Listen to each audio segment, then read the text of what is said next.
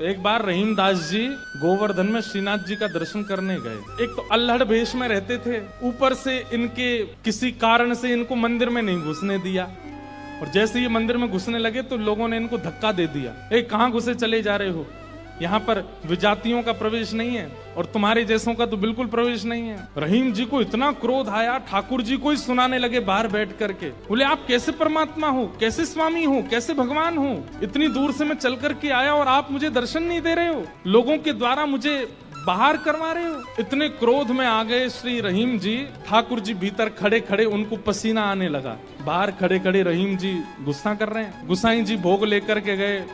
ठाकुर जी बोले हमको नहीं पाना। ठाकुर जी कुछ और बना के ले आऊं? ठाकुर जी बोले हमको वो भी नहीं पाना। गुसाई जी को लगा ठाकुर जी बहुत नाराज हैं, 56 भोग बनाओ। 56 भोग लेकर के गए। ठाकुर जी बोले बिल्कुल नहीं पाना, हमारा मन नहीं है। स्पष्ट ठाकुर जी बता भी नहीं रहे कि बात क्या है, लेकिन जो जो गुसाई जी प्रस्तुत कर रहे हैं सबके लिए मना करते जा रहे हैं, मुझे नहीं पाना। अंत में गुसाई जी ने कहा, बोले जय जय, कोई अपराध बना हमसे? ठाकुर जी मुंह फुला के बैठे हैं, कुछ नहीं बोले। बोले मैं क्यों बताऊं? गुसाई जी समझ गए, बोले कि ओहो कोई अपराध ही बना है। तुरंत सबको बुलाया। बोले भैया आज किसी का अपमान किया, किसी का अपराध किया, कुछ हुआ था क्या दिन भर में? तब द्वारपालों ने बताया, बोले महाराज आज एक आया था, वो विजातीय था, उसके वस्त्र भी अच्छे नहीं थे, वो देखने में भी अजीब सा लगा, हमको लगा मंदिर में जाके उपद्रव करेगा, इसलिए हमने घुसने नहीं दिया, हमने उसको निकाल दिया। गुसाई जी समझ गए। बोले ओहो उसी के लिए ठाकुर जी ऐसे हो रहे हैं। वो निश्चित ही ठाकुर जी का कोई परम भक्त है और उसको ठाकुर जी, वो ठाकुर जी का दर्शन करने नहीं आया था, ठाकुर जी ने उसको देखने के लिए बुलाया था, ठाकुर जी देखना चाहते थे और तुमने उसको यहाँ से बाहर कर दिया। अब एक काम करो। बोले क्या?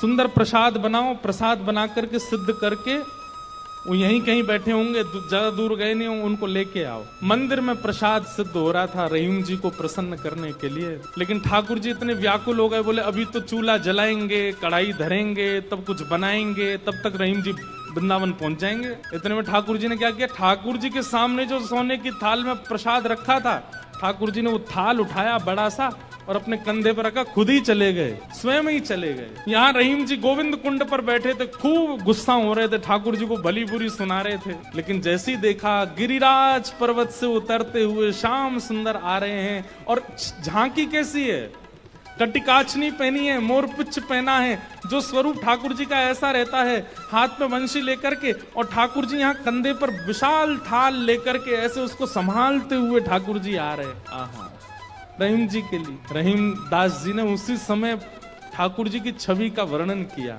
बहुत सुंदर। क्या वर्णन करते हैं, कैसे लग रहे हैं श्याम सुंदर। आहा काछे काछिनी कलित मुरली कर, पीत पिछोरी साल की, बंक तिलक के सर को कीन्हो, दुति मानो विदुबाल की, ओ छवि आवन मोहन लाल की, छवि आवन मोहन लाल की। अरे मोह कोई वेद ध्वनि ब्रज में सुनावे तो मेरे कान इतने रीझे ना आए, लेकिन कोई प्रेम आसक्त है करके मुंह को घोरी घोरी गारी सुनावे, सो मैं तो वहां के सामने प्रकट है जाऊं। और थाल सामने रख करके ठाकुर जी वहां से अंतर ध्यान हो गए। लेकिन रहीम दास जी की स्थिति ऐसी, वो तो उसी छवि में छके हुए बैठे हैं, थाल सामने रखा है। इतने में गुसाई जी अपने असंख्य सेवकों के साथ खूब सारा प्रसाद बना करके लाए। रहीम जी के पास जैसे ही पहुंचे तो देखें यहाँ तो पहले से ही थाल रखी, और ये वो थाल है जो श्री जी बाबा की है, श्रीनाथ जी की है, नेत्र बंद हैं। गुसाई जी बोले रहीम जी ये थाल आपके पास आई कैसे? आहा बिसरत नाही सखी मोमन सो, चितवन बैन विशाल की। ठाकुर जी के ये कैसे बोले, इतने मधुर हैं कि जब ये ठाकुर जी मुस्काते हैं ना, तो वो जो अंतिम छोड़ है वो इतना प्रिय लगता है ठाकुर जी के मुखमंडल का कि वो मेरे नेत्रों से जा नहीं रहा है। विसरत नाही सखी मोमन सो, चितवन बैन विशाल की, नीकी हसन अधर सधरन छवि, छवि सुमन गुलाब की, ओ छवि आवन मोहन लाल की, छवि आवन मोहन लाल और जल सो डार दियो पुत्रिन पे डोलन मुक्ता माल की, जल सो डार दियो पुत्रिन पे डोलन मुक्ता माल। आप बोन आप मोल बिन मोलन डोले, आप मोल बिन मोलन डोलन, बोलन मदन गोपाल की। इतने मूल्यवान श्री ठाकुर जी यहाँ पर बिन मोल की तरह डोल रहे थे, बोल रहे थे, चल रहे थे, बैठे थे। गुसाई जी को बता रहे हैं रहीम जी, इतने मूल्यवान ठाकुर जी यहाँ पर बोल रहे थे, डोल रहे। देखो वो चरण चिन्ह दिख रहे हैं, यहाँ देखो, यहाँ से चंदन की सुगंधी आ रही, यहाँ बैठ गए थे आके और ऐसे मधुर स्वर बोल रहे थे कि अब मैं किसी और को सुनना नहीं चाहता उनके आगे।